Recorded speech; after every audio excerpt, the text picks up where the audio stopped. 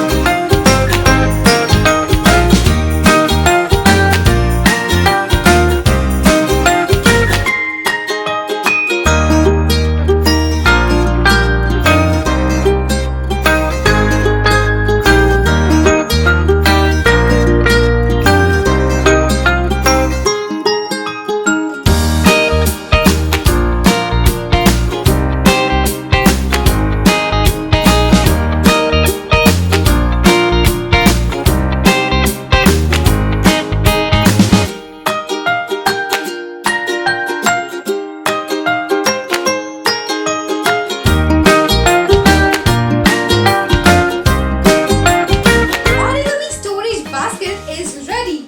Give it a try yourself and share your work with us in our Instagram account. Don't forget to like and share this video with your friends.